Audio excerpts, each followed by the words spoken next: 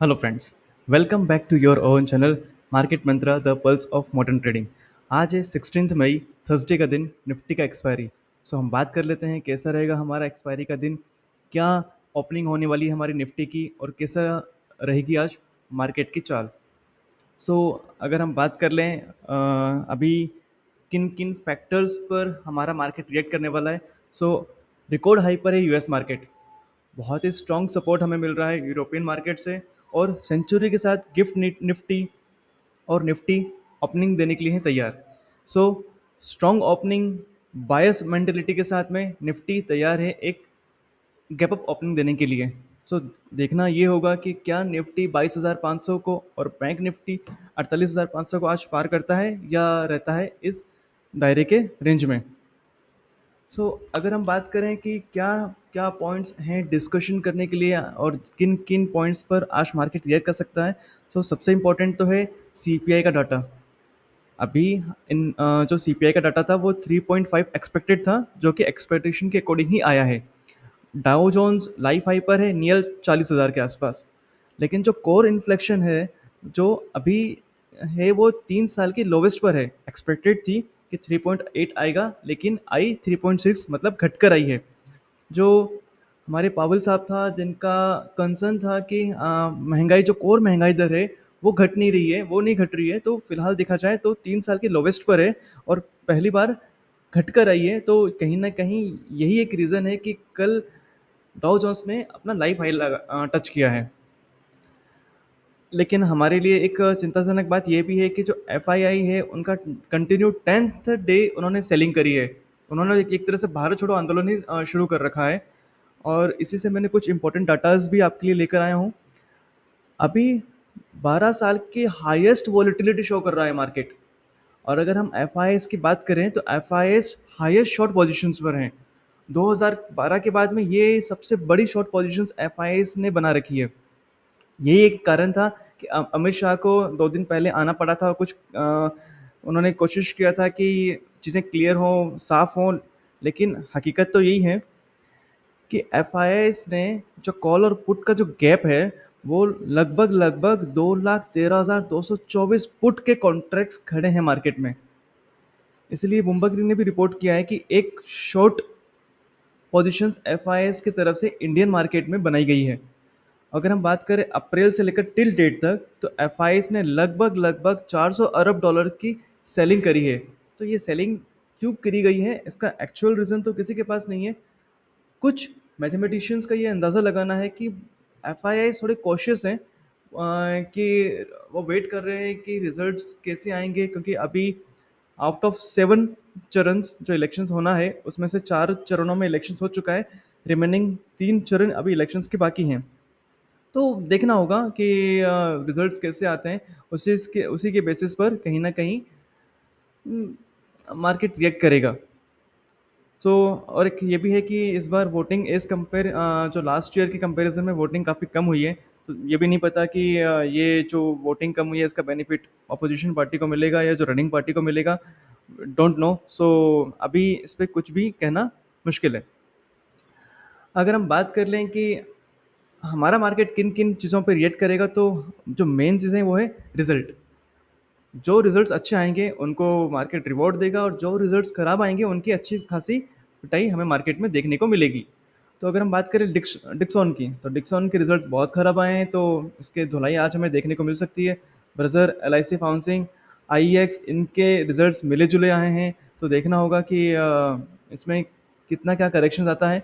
और specially ब्रजर points की हम बात करें तो क्रूड ऑयल जो अभी लास्ट क्वार्टर में, पूरे क्वार्टर में हम देखें तो एक रेंज के ऊपर था, जिसकी वजह से कहीं ना कहीं इनके रिजल्ट्स को इम्पैक्ट किया गया है। ग्लोबल मार्केट की हम बात कर लें तो गिफ्ट निफ्टी सेंचुरी लगाने के लिए है तैयार, 124 पॉइंट्स की तेजी शो कर रहा है। तो कहीं ना कहीं हमें निफ्टी में एक गैप अप ओपनिंग देखने को मिलेगी। एशियन मार्केट, चाहे वो निक्की हो या हैंसेंग हो, दोनों ही एक बुलिश ट्रेंड में है। डाउ जोन्स ने कल लाइफ हाई लगाया ऑलमोस्ट। अगर हम डाउ जोन्स की बात कर लें तो नियर 40,000 के आसपास डाउ जोन्स पहुंच गया है। तो हम वहीं से भी हमें एक अच्छी खासी बुलिशनेस देखने को मिल रही है। बात कर लेते हैं कैसा रहा हमारा कल का मार्केट? तो कल का मार्केट जहाँ निफ्टी और सेंसेक्स फ्लैट क्लोजिंग दिए, हल्की-फुल्की नेगेटिव बायस के साथ में, वहीं बैंक निफ्टी जो एक सपोर्ट कर रहा था निफ्टी को या एक सपोर्टिंग ट्रेंड में था, कल उन उसमें भी एक थोड़ा-सा करेक्शन देखने को मिला है। टॉप गनर्स की अगर हम बात करें तो Coal India, Cipla, BPCL, Bharti Airtel, Power Grid में ये वो स्टॉक्स हैं जो निफ्टी को सपोर्ट कर रहे थे। सिप्ला में जहाँ पर कुछ उनके प्रमोटर्स को सेल करना है अपना स्टेक, जिसकी न्यूज़ की वजह से कहीं ना कहीं उसमें पॉजिटिविटी आई है। टॉप लूजर्स की बात कर लें जो कि कल निफ्टी में काफ़ी दबाव बनाने की कोशिश कर रहे थे, उसमें कुछ हैं ऑटो सेक्टर्स और paint paint sectors. Asian Paints, merger paint, Tata Motors, Bajaj auto, Eicher Motors, HDFC bank, ये वो दिग्गज शेयर्स हैं जिन्होंने कल निफ्टी पर कहीं ना कहीं दबाव बनाने की कोशिश करी। कमोडिटी सेक्शंस की बात कर लें तो गोल्ड बिल्कुल सीमित दायरे में ट्रेड करता हुआ हमें नज़र आ रहा है, ऑलमोस्ट 73,100 के आसपास। वहीं सिल्वर में हमें हल्की फुल्की बायसनेस दिखाई मिली। करेंसी की अगर हम बात कर लें तो करेंसी अभी फ्लैट ट्रेड कर रहा है, ऑलमोस्ट कल अगर हम बात करें तो ऑलमोस्ट फ्लैट ही ट्रेड था। वहीं यूरोपियन और जापानीज के से अगर हम कंपेयर करें तो कहीं ना कहीं हमें हमारी इंडियन करेंसी में एक नेगेटिविटी देखने को मिली। लेवल्स की अगर हम बात करें तो अभी निफ्टी है 22,216 पर। अगर निफ्टी 22,281 को अगर आज क्रॉस करता है तो कहीं ना कहीं हमें 80 पॉइंट की एक अपसाइड देखने को मिलेगी और 22,362 के आसपास हमें निफ्टी देखने को मिल सकता है। वहीं अगर हम इसके सपोर्ट की बात कर लें तो अगर निफ्टी ने 22,135 का लेवल ब्रेक किया तो कहीं ना कहीं हमें 22,070, लगभग लगभग 70 पॉइंट्स की मूवमेंट देखने को मिल सकती है। वहीं हम बात कर लें बैंक निफ्टी की तो बैंक निफ्टी है अभी 47,726 पर। अगर बैंक निफ्टी ने 47,918 का लेवल क्रॉस किया तो कहीं ना कहीं हमें भी इसमें 48,150 के आसपास लगभग लगभग 150 के पॉइंट की मोमेंटम देखने को मिलेगी। और वहीं पर अगर हम इसके सपोर्ट की बात करें तो 47,495, अगर ये सपोर्ट अगर ब्रेक होता है तो कहीं ना कहीं हमें 47,303 का लेवल देखने को मिल सकता है। तो बिल्कुल इन पॉइंट्स को ध्यान में रखिएगा और अगर कहीं पे भी आपको इन पॉइंट्स पे अगर ट्रेड करने का अपॉर्चुनिटी मिली है तो आप उसको देख सकते हैं।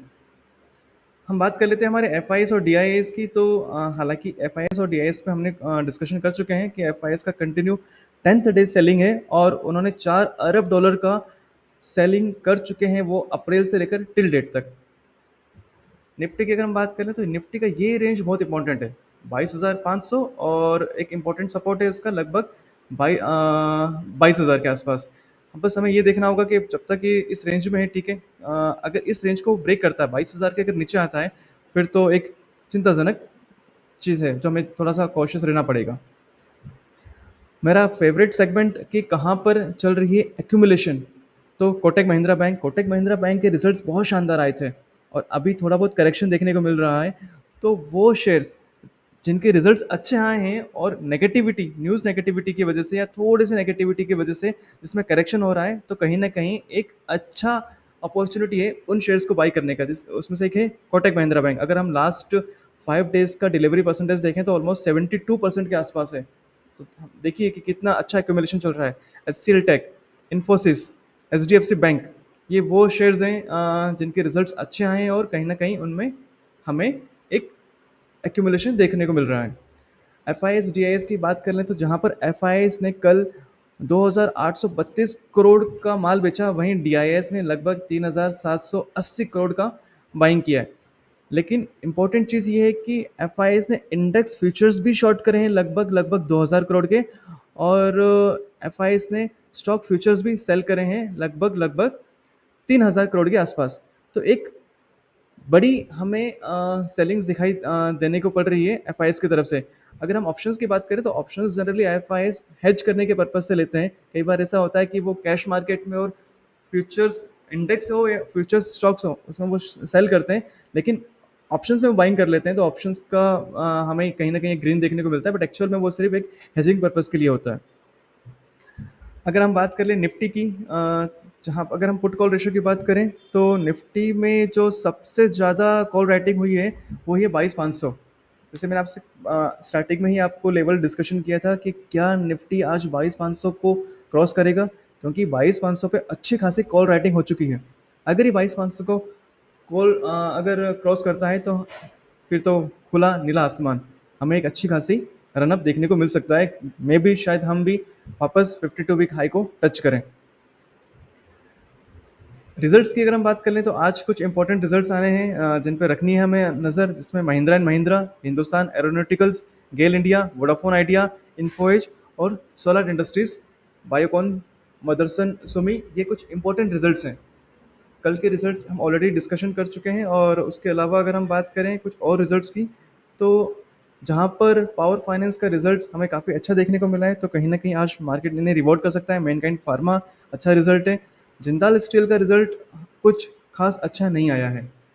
अगर अभी हम बात कर लें कि डाउ जोन्स, तो डाउ जोन्स भी के जो फ्यूचर्स हैं उनके कॉन्ट्रैक्ट्स भी हमें कहीं ना कहीं अभी बुलिश ही दिखाई दे रहे हैं। सो देखना होगा कि आज का मार्केट कैसा रहता है, क्योंकि जनरली होता ये है कि गिफ्ट निफ्टी हमें मॉर्निंग में एक स्ट्रॉन्ग ओपनिंग देता है, स्ट्रॉन्ग ओपनिंग शो करता है, लेकिन कहीं ना कहीं जब मार्केट क्लोज होता है तो मिले या तो जहाँ पर ओपनिंग हुई है वहीं पे क्लोजिंग देता है, या कहीं ना कहीं नेगेटिविटी के साथ क्लोजिंग देता है। तो देखना होगा कि आज हमारा निफ्टी का जो एक्सपायरी है वो किस तरह से रहता है, और हम ये सारा डिस्कशन करेंगे हमारे इवनिंग रैप में। तो thank you so much friends, कैसा लगा आपको हमारा content? Please like and subscribe our channel. Thank you so much.